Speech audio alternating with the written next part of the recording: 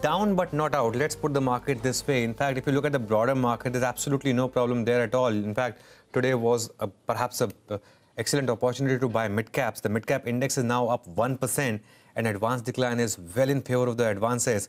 Even on the Nifty as well, we are off the lowest point of the day by quite a margin, though at higher level there is some selling pressure that you can see in some of the large names, especially names like HDFC and HDFC Bank.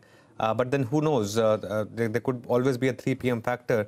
You know, the fact that the mid-cap index is doing so well is telling you that the market is getting a bit more sanguine about this whole US bond yield issue.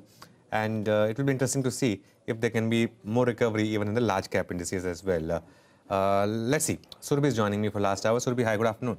Good afternoon, Anuj. Yeah, I mean, I guess our market is more in sync with the way some of the European markets are trading right now, because our neighborhood in, the Asian region, there we saw bigger declines, steeper declines in the morning. Let's pull up Asia. Some of those markets have ended down about 2%, but Europe right now is doing much, much better. And I guess that's the cue that we've also gone with.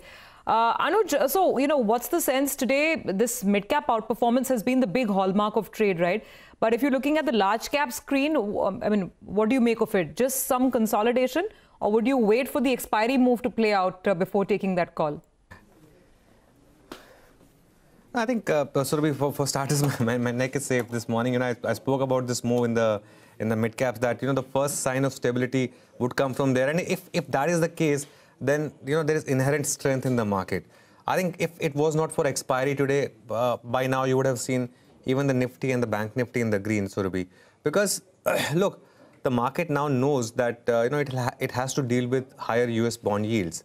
But, at the end of the day, the Indian market has started to do well because, people have sensed that there's some kind of, earnings recovery which is well underway. There's a lot of hunger for stocks, Surabhi. Just look at the way individual stocks have behaved today. I mean, you just need to take a look at the top traded stocks and see how much, stocks have recovered from the lows of the day. I mean, it's always a sort of a benchmark of, or rather barometer of the market's health when you start to see this kind of traction in the broader market. That's why, I firmly believe that what you're seeing right now in India is a very strong mid-cap bull market. In fact, the mid-cap index has hit a fresh all-time high today as well. And this is a beginning of a massive outperformance that you've seen in the broader market. And that's not going to end just because, the bond yields are inching higher. There's a lot of money chasing stocks, and that's intact. And I think that the second test of the markets would come tomorrow. Let's see if, tomorrow you sort of protect today's low and move on, or was today just an expiry factor? That's something that, of course, we'll come to know tomorrow. But I think it's given us a nice reference point. Today's low, yesterday's low, almost same at around 14,985, 14,995. I think if that's being protected, then the market would have easily made a higher low compared to the Friday low. If that starts to break, then of course, then you take it from there. But for me, the big takeaway has been what's happened in the broader market. Okay, absolutely. And we will discuss that as we go along. So let's get things going and tell you what all is lined up on the show today. Well, the market has managed to come off the morning lows, though it's still under pressure. The color on the benchmark indices is still red. Of course, the big highlight of the day has been this outperformance in the mid-cap universe. Lots of stock selection going on. So we will, of course, talk about this with our fundamental and the technical experts as we go along the show.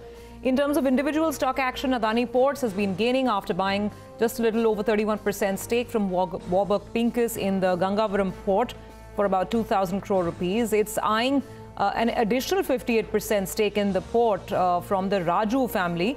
We will get you all the details on that deal as we go along.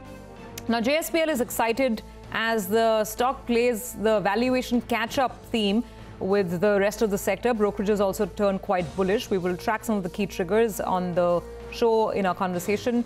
Now, Concor is up and about in trade after Jefferies says that they are quite bullish on the stock and they've raised their target price to over 700 from 565. We get you the fine print of that report as well.